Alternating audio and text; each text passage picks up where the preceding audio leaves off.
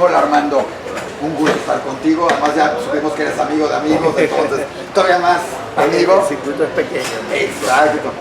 Ve, queríamos hablar de tus dos libros, o sea, La hija olvidada, la niña alemana, empezando lógicamente por La niña alemana, que es el inicio.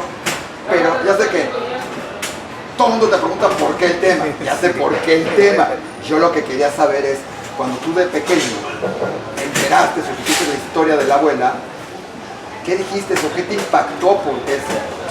Bueno, mi abuela tenía el centro de la casa, tú sabes, la clásica, no controlaba todo. Yo crecí en un matriarcado y siempre discutía con mi abuelo y culpaba a mi abuelo por lo que le pasó a los judíos, ¿no? Que rechazaron a los 900 judíos que llegaron a Cuba.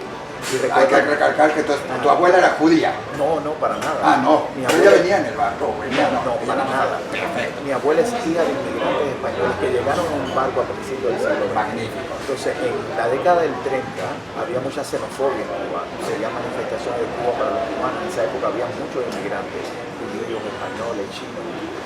Y entonces mi abuela parece que lo dolió mucho cuando vio que el barco llegó. Imagínate en el puerto de La Habana llegar un barco de esa magnitud, o sea, y del lujo. Ella dice que nunca había entrado un barco tan grande.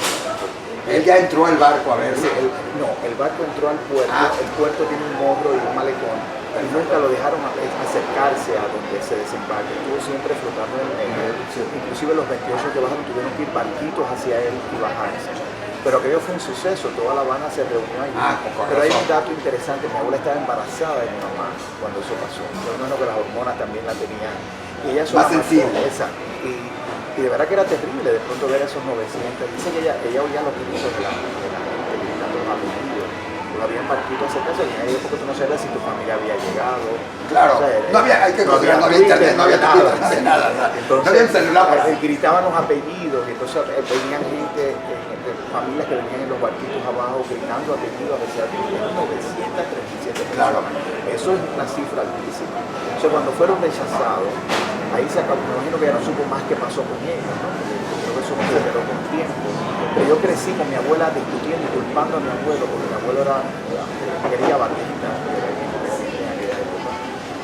y él decía que Batista era el culpable de no haberlo aceptado, porque aunque el presidente era Laredo Cruz, que rechazó a él, y era el jefe del ejército que tenía el poder, si lo hubiera querido, lo hubiera permitido. O sea, aquella historia a mí yo creo que me traumatizó un poco. Claro. Y yo recuerdo cuando yo iba a entrar a la secundaria, middle school, en Cuba, se estudiaba ruso. Mi abuela dijo, tú necesitas ruso, tú necesitas inglés. Y me mandó a clases con un viejo alemán, alto, canoso, de ojos azules, con que le decían el nazi. El nazi, lo odiábamos, nosotros lo odiábamos. Cuando me voy a college me doy cuenta que el tipo era un judío, que mi abuela ayudaba. Cada vez que yo tenía que darle, en esa época había muy poca comida, le daba una bolsa de comida, aceite, aquel viejo refugio. Y también eso me motivó, mi abuela, yo decía, ¿qué hacía?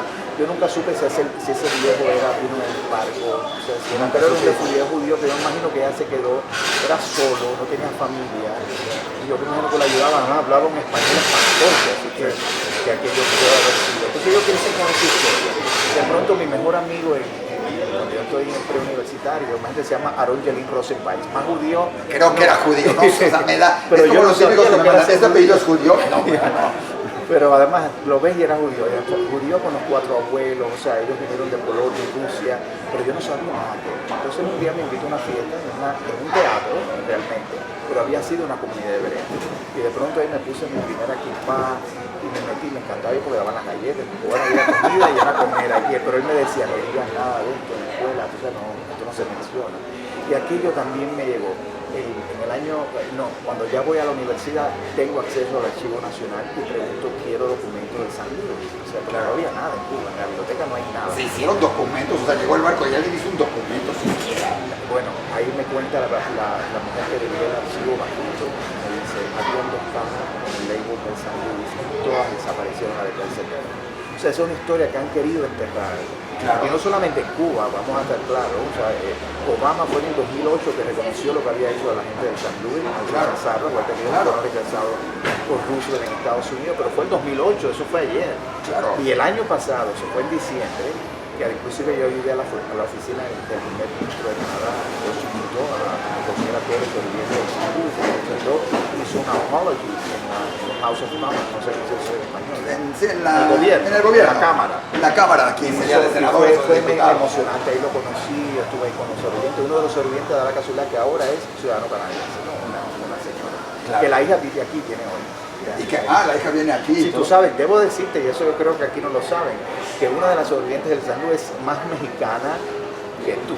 O sea, ella ¿Cómo sobrevivió? O sea, fue de las que pudieron descender. No, hubo, pues, según yo, hubo 30 y tantas 28. personas. 28 desembarcaron, de los cuales 4 no eran judíos, eran dos españoles y 4 cubanos. Que también es importante decirlo, que en el San Luis no eran únicamente judíos, pero solamente, o sea, para que no se considere que eran 4. Sí, bueno, pero que no se consideró que era como un barco judío, que por eso se le rechazó mucho por eso, pero se rechazó también. Es un transatlántico carísimo, un viaje de lujo, había que pagar una fortuna para viajar ahí. Pero bueno, un grupo de los que vinieron en el barco, o sea, de los que devolvieron después que Estados Unidos y Canadá lo rechazó, terminaron en Bélgica, en Holanda y en Francia y en Inglaterra. Por supuesto, los de Inglaterra fueron los que se salvaron. Y sí, los demás terminaron en campos de concentración, sobrevivieron mucho, principalmente los mismos. Porque hay gente que los mandó a orfanatos, que se quedaron sin dinero. Y en Francia estaban en la zona no ocupada, o sea, esos niños sobrevivieron casi todos. Eso nos va a dar idea hacia tu segundo libro. Exacto. Pero bueno, entonces esta mujer terminó en Holanda, esta niña de 4 años, su mamá, el papá fue a Buchenwald y ella fue a otro más, pero son de exterminio también. Sí. Se acaba la guerra, ellos terminan en Suecia, se empatan, logran encontrar al padre y un tío que había venido en el barco. Pero él estaba casado con una no judía y la ley era que si te esterilizaba, sobrevivía. Se esterilizó y terminó en México. Lo reclamó, entonces para mí Ana María es la mexicana del San Luis. Ella vino aquí con, qué sé yo, 8 o 9 años y creció aquí se casó, aquí tuvo sus hijos, se casó con otro judío. Vas a presentar. Claro, ¿se casó con qué? Se casó con otro judío. Sí. Bueno, la sangre realmente llama. O sea. Y de ahí, bueno, Silvia se quedó viviendo acá, pero ellos comen tacos, todos hablan mexicano. No lo vas a decir con otros de tus amigos por acá que vengan. Yo también, como yo digo, como kosher y también no kosher a veces. Pero bueno, entonces de ahí Ana María terminó en Canadá porque su es profesor de la universidad allá. Hay 2 hijos en Israel y Silvia se quedó que es una artista sirviendo. ¿Silvia qué? Brunner. Ya sé quién es. Ya sé quién es también. Así que ahí estamos con todos. Dime algo, cuando empezaste a investigar, tienes por ahí una frase que dijiste en alguna entrevista, que no solo Cuba, los cubanos fueron los culpables de esto, porque sucede como con el Éxodo. Conoces la historia del barco, que es muy similar, un barco que llegó, que pudieron haberse salvado, que no le costaba a nadie nada más que abrir la puerta y decir, bájense, ya llegaron acá, y fue, no lo recibo, y se van de retache, en ese sentido. En algún momento dijiste, no solo los cubanos son los culpables, no solo los alemanes, ¿a quién tenemos que poner, si tuviéramos que buscar culpables, hoy en día, más difícil, de todo esto que sucedió? Porque además lo tocas también en el libro, de alguna manera. Mira, yo siempre digo que es fácil. ¿Sigo? Sí. A ver, es fácil culpar a Hitler y decir que Hitler mató a 6 millones de judíos y provocó la hecatombe en esos 7 años que tuvo poder. Pero ¿sabes cuánta gente le dio la espalda? Eso es lo que a mí siempre me ha llamado la atención, me ha obsesionado por ahí. Bueno, ustedes son judíos y tú sabrás más de eso. Pero es muy fácil tirar la espalda, o sea, callarte y te hace cómplice. Claro. O sea, uno tiene que, o sea, y yo sé que hay una propaganda, porque es lo que estamos acostumbrados, de oír toda la propaganda de Hitler, eran sucios, violaban a los hijos, robaban la fortuna del país, pero esos judíos eran tan alemanes como Hitler. Claro. Por eso yo insistí que en mi libro debía llamarse La Niña Alemana. O sea, porque es una niña judía, pero es alemana. Y es alemana. Y Hitler quiso siempre limitar el problema a los judíos. No, tú estás matando a un ser humano, olvídate que eran judíos. Me encanta eso porque cuando hablamos de 6 millones de muertes, de repente se deja de sentir. Y son por eso las historias como de Ana Frank, como tu libro, las que individualizan esto, que te hacen entender, porque si yo te hablo de ti, de 6 millones de personas, o como decías, 1000 personas, como que de repente somos muy dados a, fallecieron 500 personas en un accidente y perdemos la dimensión y de repente nos dicen, murió Juan Pérez. Y no, y yo no pertenezco ahí porque eso es a los judíos, yo no soy judío, no claro. Problema, no, eso, o yo no soy negro, o yo no soy de ese barrio, eso pasa en ese barrio. Sí. Siempre tendremos, eso no nos sucede a nosotros. Ay, qué pena, ¿no? Que mataron a 6, pero bueno, son ellos. Claro. No, esta niña era alemana. O sea, eso es lo que siempre me cuesta trabajo Y me encanta porque además es con el barco, sí, o sea, la imagen del barco, del San Luis, mira, todo el yo he tenido problemas con las ediciones, se ha traducido más de 14 lenguas ya. Sí. Pero que además tú las supervisas. Yo no sé si sepas 14 idiomas, pero... Yo vivo en estos momentos en una gran batalla con los alemanes. Pero te voy a empezar con los ingleses. Los ingleses querían poner en esta portada que ustedes ven aquí una bandera, una suástica. Claro, mira, para que fuera el símbolo de... He leído mi libro, sabe que yo no menciono la suástica, que no menciono a Hitler. Claro. O sea, y además estoy en esa mentalidad porque también es como un cuento de hadas contado por esta niña que se niega, lo se llama ogros, o sea, se niega a hacerle publicidad ni a una suástica en Egipto. Olvídate, ¿cómo yo voy a meter una suástica ahí adelante? Entonces eso fue una batalla grande, pero la gané. Ahora los alemanes, ellos no pusieron este título. Ellos quisieron identificar el problema como judío.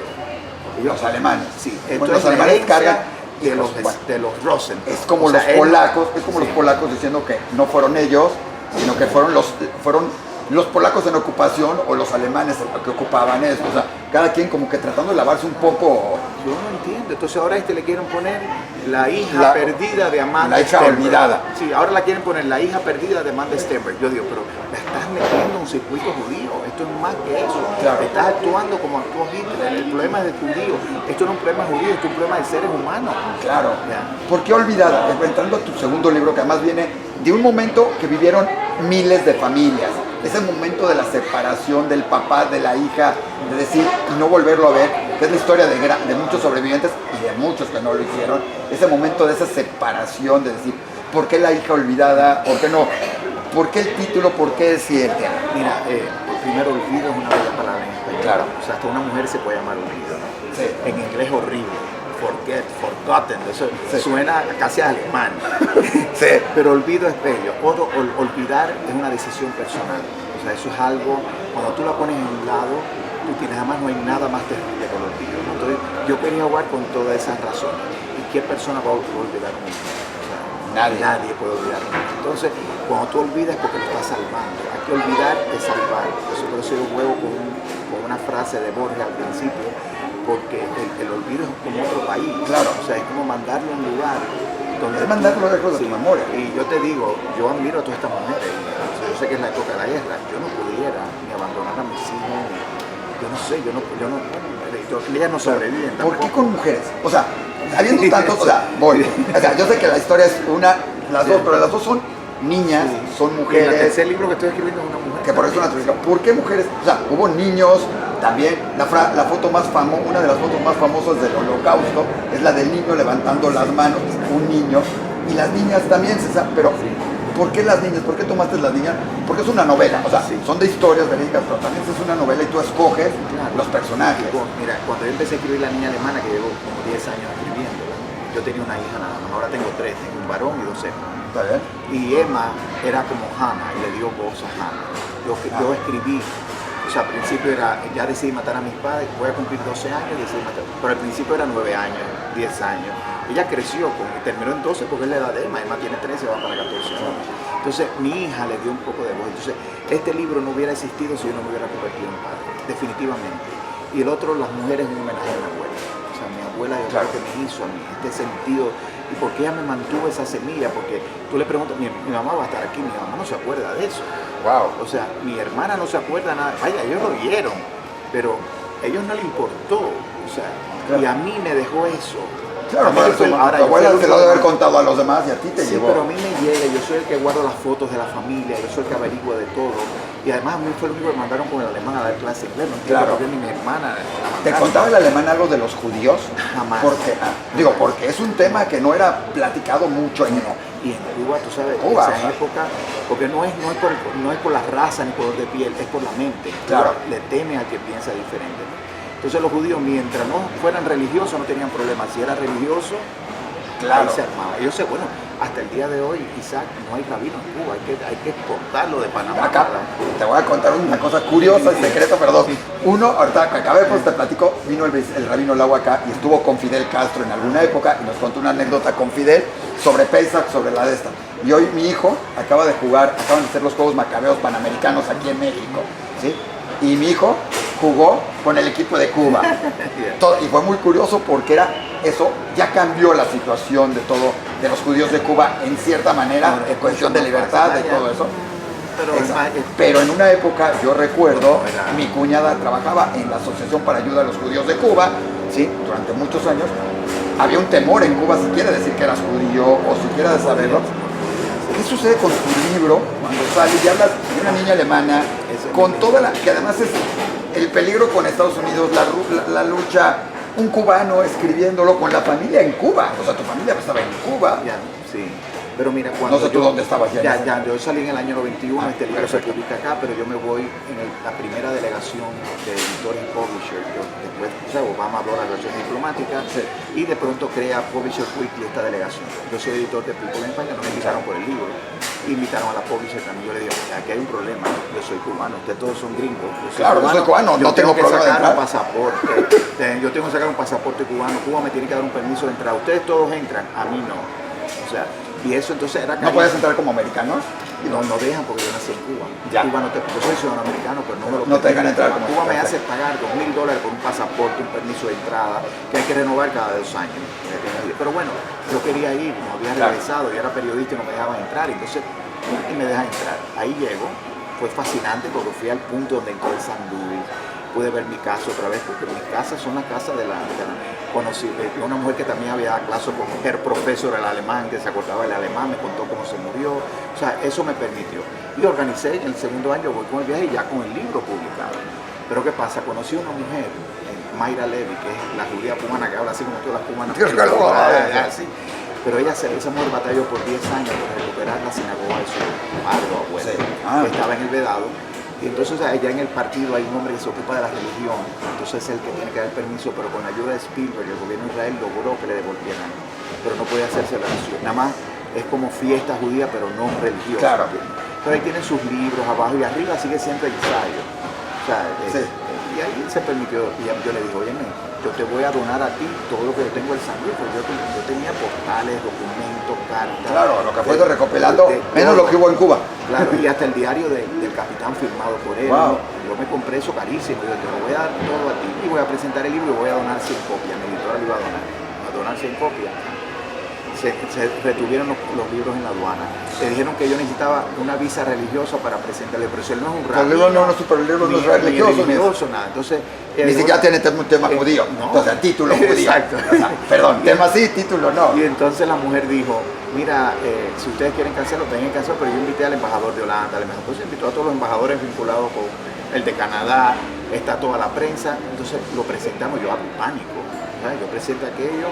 De pronto no teníamos libro, pero fui a la feria del libro, estaba el stand mexicano, México tenía el libro, mi editora le dijo, dáselos a Armando, 29 copias, me sentí un ladrón, con 2 bolsas plásticas, llevándome los libros y los doné para que los tuvieran. Y dije, mira, yo liquidé esto, porque yo le dije, otra vez rechazaron a la niña alemana aquí. Pero tú sabes, pero están mejor ahora, yo pienso, un poquito mejor los judíos. Yo me reuní en Israel con un hombre que trabajó mucho para tener un judío ortodoxo en Cuba, claro, pero el gobierno se lo permitió. Después de estar diciendo sí, déjame ver, por 5 años le dieron que no. Hoy en día participan en más actividades judías en todo eso. Con Cuba vienen al Festival de Danza aquí en México, vinieron ahorita a la Macabeada, también a mí y reciben jugando con ellos. Y están todos, con una situación diferente, claro, pero ya no con la situación cubana de persecución por ser judíos o de... Ya eso se ha acabado. La religión les cuesta, pero ellos necesitan mucho. Y todo el que vaya, yo siempre se lo digo, y yo lo digo ahora, esto se queda en México, pero es llevar los rezos en español, no los tienen. Entonces yo siempre digo... Esta vez les mandaron libros, les mandamos varias cosas. Eso, junto con nosotros ayudamos mucho con... Pues tú sabes la lástima que me da, ellos lo hacen mimeografiados, en papeles viejos. Claro. Vaya, eso me parte el alma, ver el trabajo. Ahorita te enseñamos fotos de todo lo que se juntó para ellos, y entre eso iban libros, iban cosas, porque pidieron cosas para la sinagoga, para el templo, para poder rezar, para todo eso. Y es interesante, tío, durante años lo hemos visto, lo hemos participado. Mira, ellos han creado este pequeño museo del holocausto en esta sinagoga, vaya, son 4 fotos.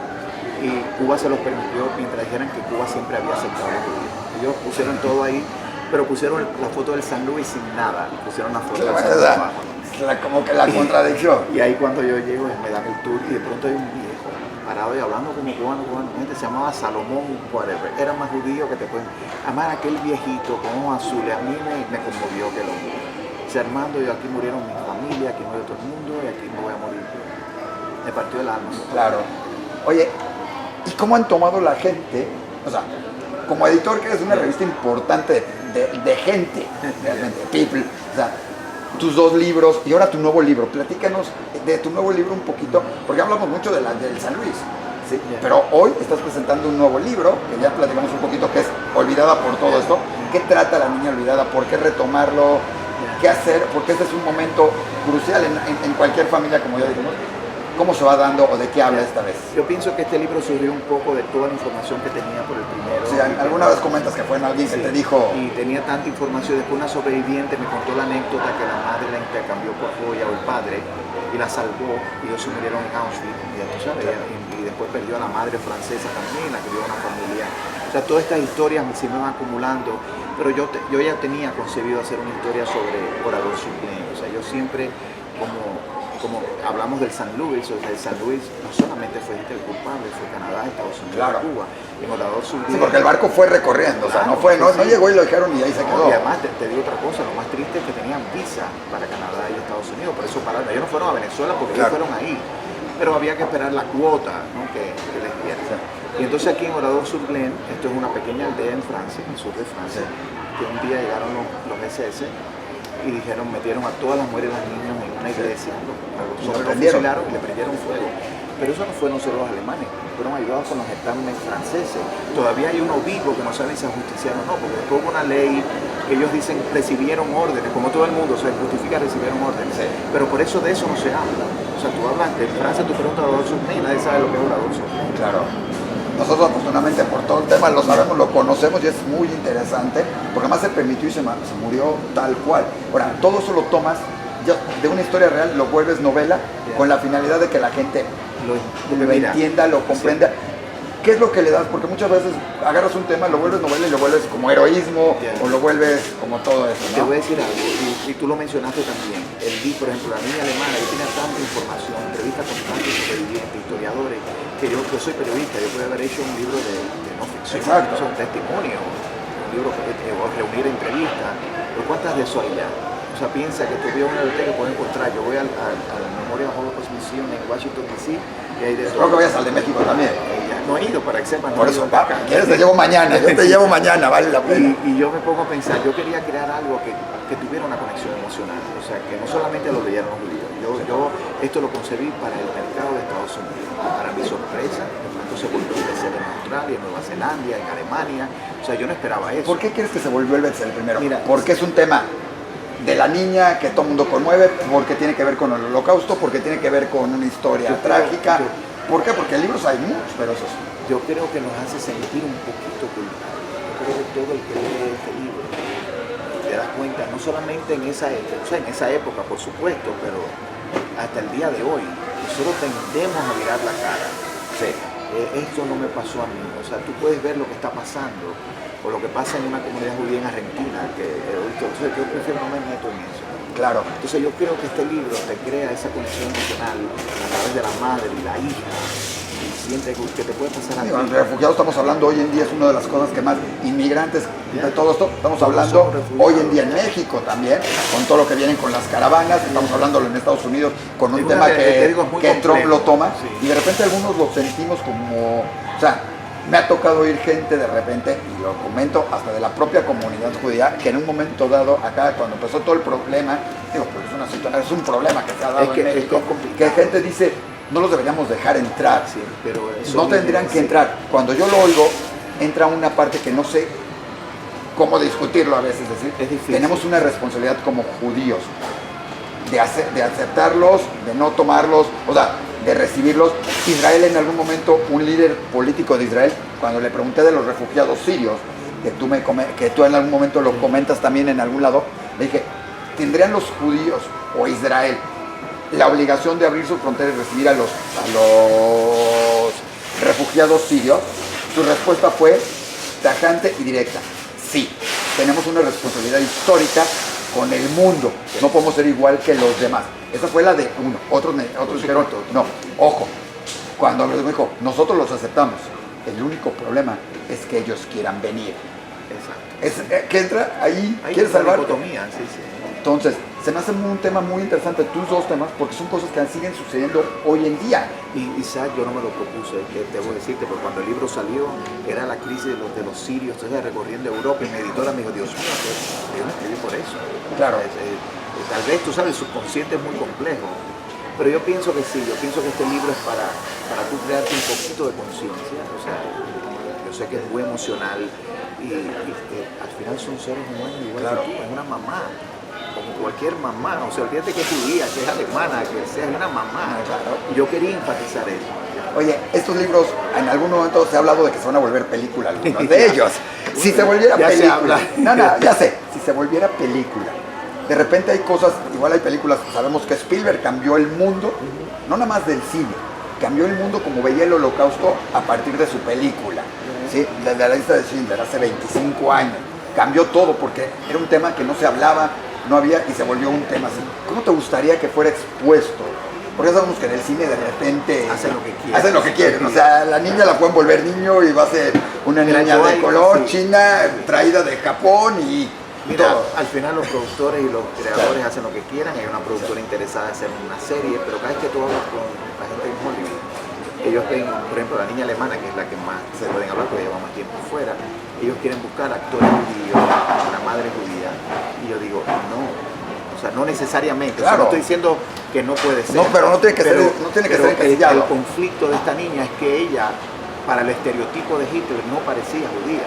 Además, bueno, la realidad es que la mayor parte de los que Hitler consideró que eran alemanes, se sentían, se consideraban y eran más alemanes que judíos. Exacto. En algún momento, o sea, entonces, no era el judío religioso, el ortodoxo, ¿no? Eran judíos que además, curiosamente, muchos pelearon por Alemania en la Primera Guerra Mundial y muchos estaban, hay toda una división de judíos en la Segunda Guerra Mundial en el ejército que después desapareció, pero hay muchas cosas así curiosas. Pero para mí es importante que, por ejemplo, el personaje de Alma, la niña hay que ver quién tiene esa edad, porque hay que me presentar una, cuando tú termines el guión ya tiene 20 años, entonces, pero yo siempre pienso en Alma, y Alma tiene que ser alguien que no sea inmediatamente, que no la piense en judía, tiene que ser una Juliette Moore, una Kate Blanchett, tiene que ser una mujer de este nivel.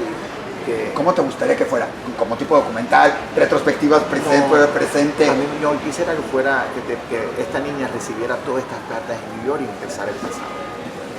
Ahora, y dime algo, ¿juntarías las dos? ¿Y cuál es la tercera? Platícanos, la verdad. ¿Juntarías las dos, la tercera, o quieres que cada uno sea independiente? No, yo quiero que los 3 libros sean independientes, y lo puedes leer independiente. ¿Del tercero de qué es? ¿Y cuándo lo tienes? A ver, yo estoy en medio, ya estamos, el tercero se llama La Viajera Nocturna, y voy a tocar un tema también que es la eugenics, ¿sabes? Y algo que no saben mucho es que Peter se inspiró en estudios de un médico de Pasadena, americano, claro, en la década del 20. Y todo en su biblioteca estaban todos estos libros. Así que los americanos son los culpables un poco de esos estudios. Entonces esta es una madre alemana que tiene una niña Michigan y está tratando de sacarla de desesperadamente. O sea, todavía no acabamos con el segundo y ya estamos esperando el tercero contigo. O sea, el tercero me tiene muy emocionado porque además voy a regresar a Cuba. ¿Va a ser en Cuba? Sí, porque ella manda a la niña a Cuba, con una familia judía. Pues no hay que perderse ninguno de estos. Yeah. ¿Para quién es? ¿Para qué edades? ¿Para quién crees que sea? Yo escribo para adultos, yo no escribo para niños. ¿Qué pasa? Voy a Colombia y tengo un club de lectores de 12 años, pero eso es porque Colombia son grandes lectores, ¿no? Pero mi hija ya se lo di y le está gustando mucho. Mi hija lo leyó con 12 años. Pues muchísimas gracias. Deja parar la